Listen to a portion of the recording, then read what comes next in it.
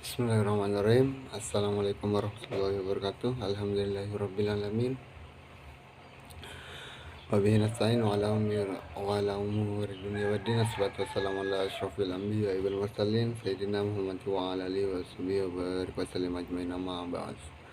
Yang saya hormati kepada pengampu mata kuliah Administrasi dan Supervisi Pendidikan, yakni kepada Bapak Fikri Fahrihin dan juga segenap jajaran mahasiswa YAI Al-Qadiri Jember.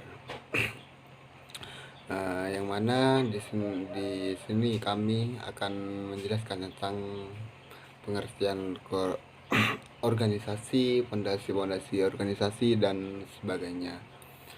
Untuk yang pertama yaitu pengertian organisasi. Organisasi merupakan pengelompokan orang-orang ke dalam aktivitas kerja sama untuk mencapai tujuan yang telah ditetapkan. Organisasi adalah struktur tata pembagian dan struktur tata hubungan kerja antara sekelompok orang pemegang posisi yang bekerja sama secara tertentu untuk bersama-sama mencapai suatu tujuan tertentu. Dan masih banyak lagi definisi-definisi organisasi menurut para ahli. Pengertian-pengertian tersebut menunjukkan bahwa organisasi memiliki unsur-unsur penting, antara lain memiliki tujuan yang akan dicapai, norma yang harus ditaati, metode dan prosedur mengerjakan, orang yang menjalankan pekerjaan, kesatuan arah dan pemerintah, koordinasi, kontrol, orang yang menjalankan pekerjaan dan kerjasama, hubungan sosial di antara orang-orang yang ada di dalamnya, serta penghargaan kepada setiap orang yang telah melaksanakan pekerjaannya. Yang kedua yaitu organisasi sebagai suatu sistem. Pengajian tentang organisasi sebagai suatu sistem sebenarnya telah terlihat secara nyata dari beberapa definisi di atas yang disajikan secara selektif untuk memberi dukungan bagi kajian organisasi sebagai sistem. Dalam suatu sistem telah banyak dikemukakan bahwa ia merupakan suatu kelompok elemen-elemen yang saling hubung dan berkaitan suatu sama lain.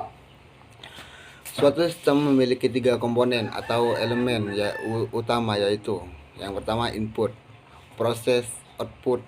Ketiga elemen tersebut di dalam sistem saling berkaitan satu sama lain, sehingga beberapa hal atau kenyataan dalam alam ini dapat disebut sebagai sistem.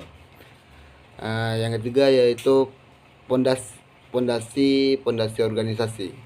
Banyak istilah yang dipergunakan untuk fondasi organisasi. Misalnya ada para ahli yang mempergunakan asas-asas organisasi, prinsip-prinsip organisasi, atau landasan-landasan organisasi.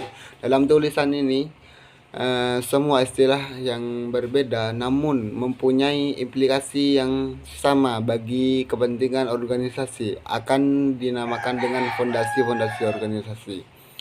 Untuk memberikan gambaran yang lebih sempurna tentang seberapa fondasi organisasi, penulis merasa perlu untuk memberikan kajian yang lebih luas tentang seberapa fondasi di atas.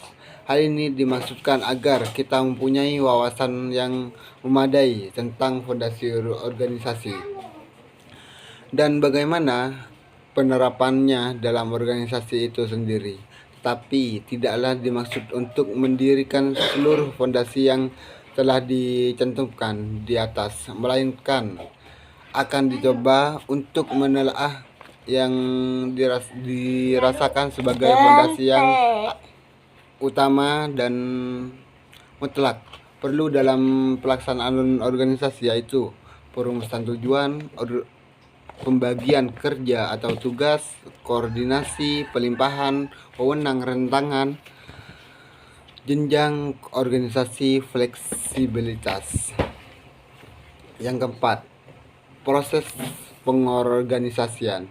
Pengorganisasian merupakan proses menyusun organisasi formal dengan melakukan aktivitas merancang struktur, menganalisis pekerjaan, menganalisis kualifikasi, mengelompokkan dan membagikan pekerjaan, mengkoordinasikan pekerjaan serta membantu pelaksanaan pekerjaan, menunjukkan 3 langkah sebagai prosedur pengorganisasian, yaitu yang pertama pemerincian pekerjaan, yaitu menentukan tugas-tugas apa yang harus dilakukan untuk mencapai tujuan organisasi.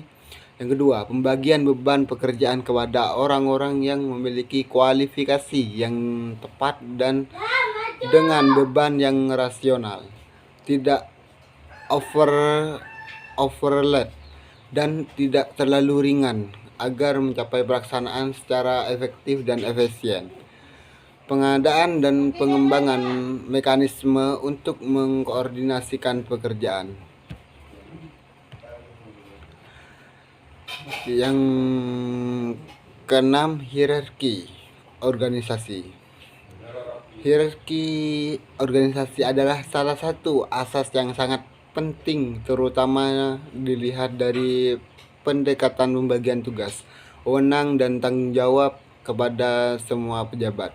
Tanpa hierarki organisasi yang jelas, maka wewenang dari semua individu dalam organisasi tidak jelas sama sekali. Kemungkinan terjadi overlapping sangat besar, menyebabkan iklim organisasi akan semakin tidak menentu dan pada akhirnya akan menghambat pencapaian tujuan daripada organisasi itu sendiri. Jenjang atau struktur organisasi itu berisi bagian-bagian yang dipandang penting saja dan jumlah serta panjangnya sependek-pendeknya. Untuk mendapat gambaran lebih jelas, kita mencoba untuk menelaah jenis-jenis struktur organisasi yang sudah banyak dikenal.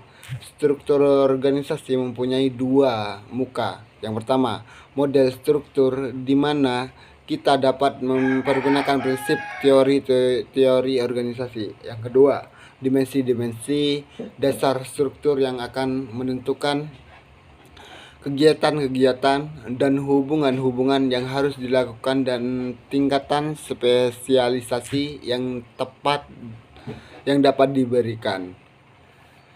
Demikian yang dapat saya sampaikan. Kurang dan lebihnya